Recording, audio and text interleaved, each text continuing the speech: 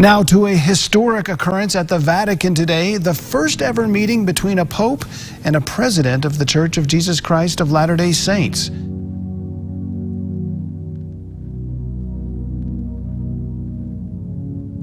After more than 10 years of planning and building, the Rome, Italy temple is ready to be dedicated. But first, President Nelson made a stop at one of the most iconic religious institutions in the world.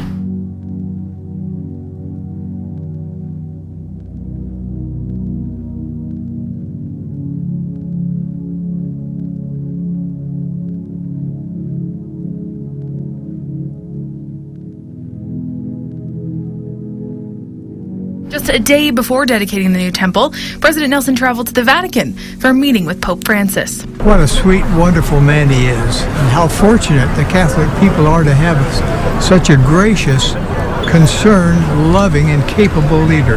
President Nelson and President Emerson Ballard of the Quorum of the 12 Apostles spent 33 minutes with the Pope discussing issues the two faiths have in common. We talked about our mutual concern for the people who suffer throughout the world. We want to relieve human suffering. We talked about the importance of religious liberty, the importance of the family.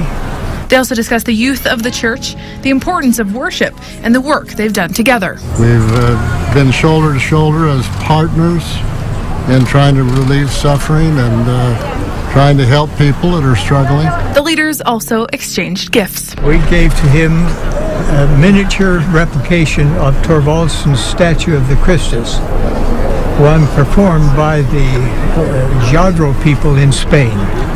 And he gave us a gift of his declaration on the family. For me, the moment when President Nelson actually embraced the Pope and they gave each other a hug as we left was everything.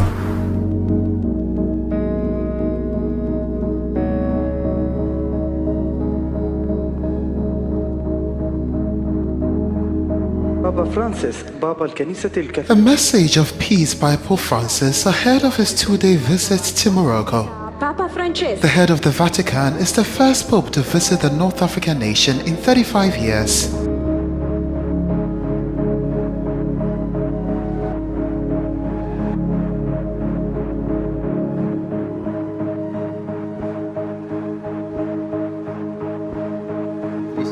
As Christians and Muslims, we believe in God, the Creator and Merciful One, who has created men and women and lives on the earth so that they may live together as brothers and sisters, respecting each other's diversity and helping each other in their need.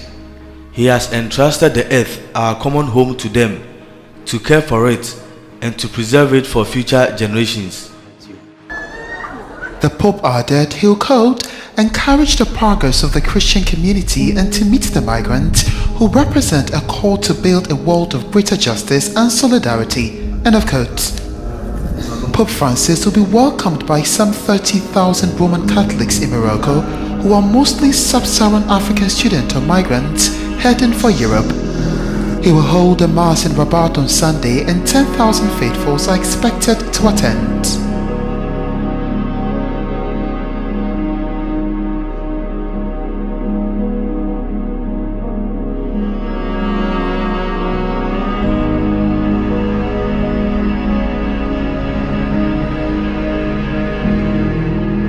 Caro popolo del Marocco, assalamu alaikum, la pace sia con voi. Tra poco mi recherò nel vostro caro paese per una visita di 2 giorni. Ringrazio Dio per questa opportunità che mi dona. Sono grato a Sua Maestà, il Re Mohammed VI, per il suo gentile invito e alle autorità marocchine per la premurosa collaborazione. Sulle orme del mio santo predecessore Giovanni Paolo II vengo come pellegrino di pace e di fratellanza in un mondo che ha tanto bisogno. Come cristiani e musulmani crediamo in Dio, creatore, misericordioso, che ha creato gli uomini e li ha posti nel mondo perché vivano da fratelli, rispettandosi nelle diversità e aiutandosi nelle necessità. Egli ha affidato loro la terra, nostra casa comune, per custodirla con responsabilità e conservarla per le future generazioni. Sarà una gioia per me condividere con voi direttamente queste convinzioni nell'incontro che avremo a Rabat.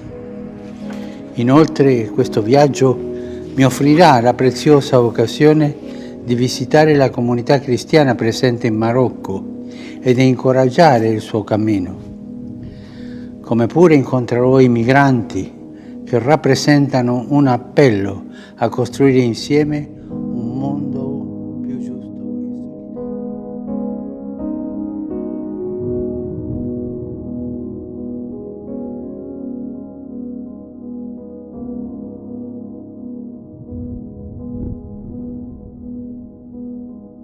Of course, this is a massive event for Abu Dhabi, for the UAE in particular. This is their, quote, year of tolerance. It's an opportunity, of course, to invite His Holiness here to the Arabian Gulf. It's the first time that a pontiff has visited the Arabian Gulf in its history of the Catholic Church, basically. And, of course, he's traveled to other countries. He's traveled to Syria and Lebanon and Turkey as well. But this is the first time that he's come out to the Gulf. And, of course, that means that there's been a lot of emphasis on a message, not just from His Holiness, but also from other religious leaders as well over the last couple of days of peace and tolerance. And we actually saw the pontiff really, hitting out against violence in all its forms and really taking on the traditional narratives around here about Yemen and Syria and what's happening in those countries, and really calling on world leaders and calling on other religious leaders as well to push for peace. But I think it's pretty significant that he would come here and deliver that message while he's staying here in the Arabian Gulf. Tonight, Pope Francis is midway through a 3-day trip to Turkey, where he's spending time with leaders of other faiths in search of common religious ground. In a fitting start to a day that focused on interreligious harmony, Patriarch Bartholomew was on hand when Pope Francis arrived in Istanbul. The theme continued in the famous Blue Mosque, where the Pope and the Grand Mufti of Istanbul stood side by side for 2 minutes of what the Vatican spokesman called silent adoration. As the Pope toured the 1,500-year-old Santa Sofia, originally a Byzantine church, then a mosque, and now a museum, the Muslim call to prayer wafted over the city. And in another show of unity, Patriarch Bartholomew attended an unusually lively Mass celebrated by the Pope in one of Turkey's 5 Catholic cathedrals. Whatever else the trip may or may not achieve, Francis has already managed to put moderate Muslims and the Roman Catholic Church in the same camp, as opponents of religious extremism. One of the things the Pope has spoken about a lot, about what ministers, priests, rabbis, imams could do, is to realize they must bind the wounds of those who are hurt. He always uses this image of the church, particularly as a field hospital, a little like a mash. Taking more live pictures from Foundation Hall, where the Pope has just presided over about a 35-minute interfaith ceremony there that really kind of called to people to get along with one another. He really drove home the position of peace and again living with one another in this community and being able to put your differences aside and live together in harmony. Well, in his recent encyclical, he talks about integral ecology, how we must create a world, a fabric, a community, and we must be endearing to one another to make the body of the community and the society grow. Revelation 17 gives further information describing this false religious system, where he says that he saw a great prostitute, which we feel is basically the false church, who sits on many waters. That it means literally many nations, as it's defined later. With her, the kings of the earth committed adultery, and the inhabitants of the earth were intoxicated with the wine of her adulteries. Now, again, he says he's riding on a beast which has 7 heads and 10 horns. We know that that's the one world empire that's been described earlier. She rides upon it, literally being carried forward by this one world government system. But I find most fascinating is the fact that he refers to himself being greatly astonished as he beheld her in the vision. You see, the term harlot is a frequently used biblical metaphor for false religion. It really is, in a sense, what we would call a prostitution of the truth.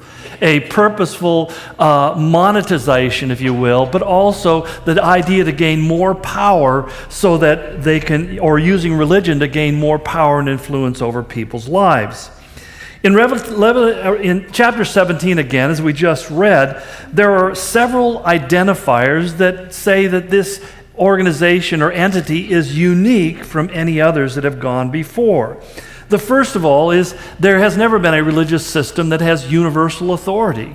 It's always been limited by certain boundaries, whether they be geographical or technological or whatever, so that we know that this is something that could not actually be fulfilled until the times in which we're living today.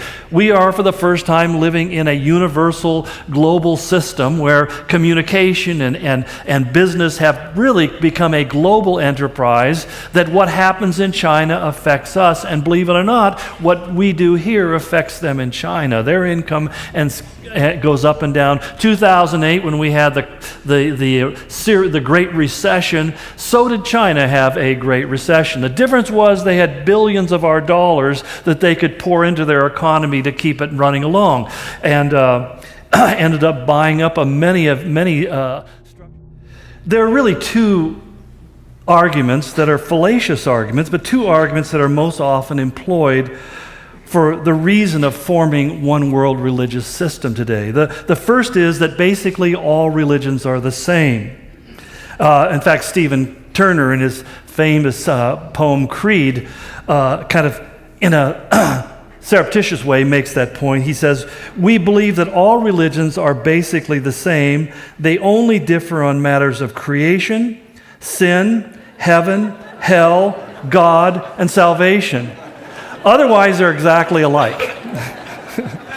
Now, even atheists see the problem with this, because Sam Harris, who is well known, he has a book called The End of Faith, and he's one of the more famous atheistic writers in the world today. He said, "Many religious moderates have taken the apparent high road of pluralism." We'll explain more what that means. But the high road of pluralism, asserting the equal validity of all faiths.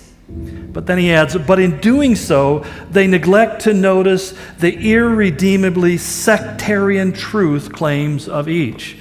I mean, here's an atheist sitting back saying, how can you miss the fact that they have such broad grounds of disagreement that you can say that they would all come together?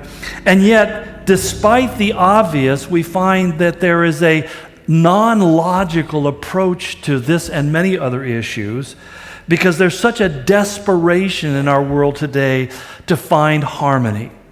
And that's not a bad desire. Let's not mistake. We all want to live in a peaceful environment. We wish we could all get along.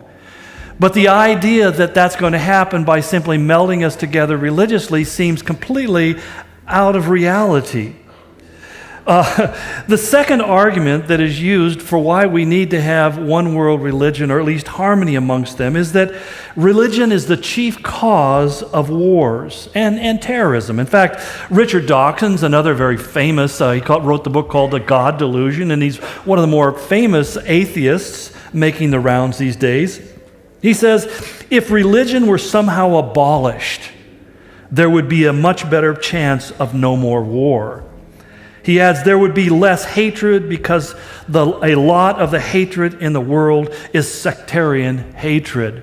Now, the problem with men like Dawkins and Harris and many others is they make these very direct assertions that seem to make sense to people who don't know the facts. The facts are completely opposite. In fact, there's one organization called the Institute for Economics and Peace. In 2013, they did a historical survey of past and present conflicts, war conflicts, and they came to an interesting conclusion. They said they found no general causal relationship between religion and conflict. Only 14% of armed conflicts in history have had a religious element to them whatsoever as their main cause. And then they added, quote, having less religion in a country doesn't make it more peaceful. as we can see in our own country, as we move away from faith in Christ and biblical standards, have we become a more peaceful, friendly place to live? Has hatred gone away? In fact, I've never felt such intense hatred as from people who hate religion. Because if you become a hater of religion, then you're free to hate as you please. In fact, the Encyclopedia of Wars basically says very clearly, after an extensive study, they found that only 7% of wars were religious in nature. But you see, it's all a matter of what you want to profile. So if the news media wants to profile religious motivation, let's say, for example, ISIS or groups like that, then they can kind of extrapolate out that that's the general truth that applies to all conflicts. And you may begin to make the fallacious argument that if you remove religion, suddenly we would all get along together. But historically, that's not true. The Norsemen invaded Western Europe not because they had a religious conflict, they invaded it because they wanted their stuff. It's just real simple. And so, basically, again, when Paul says to us that he will send them a powerful delusion, this is one of those powerful delusions. It's one of those lies that people repeat because they've heard it so often they believe it's truth. But actually, when you study the facts, it has no truth in it whatsoever. In fact, faith in God has led to greater peace, not the opposite or other way around. But because mankind is inherently religious, we cannot survive or will never survive without some kind of religious expression. If we go as deep as we can into recorded history, back at the age of the Sumerians in Ur of the Chaldees, where Abraham and his descendants came from, we find the most rudimentary beginnings of religious faith, and it has carried through all of human history. There's not a single period or place on the planet where you could say people were truly atheistic. Now, I know some of you say, well, what about the Soviet Union? That's an interesting point. I remember when we were doing ministry over there, and we were looking at a Soviet youth camp that they were trying to sell. The government was kind of auctioning off all these pieces of property that were no longer used. And it was interesting because as we were walking around the park, we came to around the facility, we came to a little park that with trees and flowers and plants, very well directed, full of all sorts of plaques. And the very first thing it had was the 10 Commandments of communism. I thought, where have I heard that phrase before? 10 Commandments. And then as I walked through, they had various statues where they had like saints being offered, the heroes of the revolution. You see, communist leaders understood very well that people have an inherent religious desire, and they're going to create something to worship. In fact, psychologist Jonathan Haidt, in his book, The Righteous Mind, speaking of this dynamic, said, it's a fact that as humans, we are really good at making something sacred. Maybe it's a rock or a tree or a book, say, the Bible, or a person, Jesus. I don't know, could be. But we make something sacred and we worship it. In other words, I don't agree with his analysis completely, but I would agree with the fact that this is something that is inherent to our nature, because as Solomon said in the book of Ecclesiastes, God has written eternity on our hearts. There's a spiritual awareness that exists in every one of us. And so it's like the atheist who once said, well, I just thank God there's no God. Okay, let's go with that. Now we know we're starting.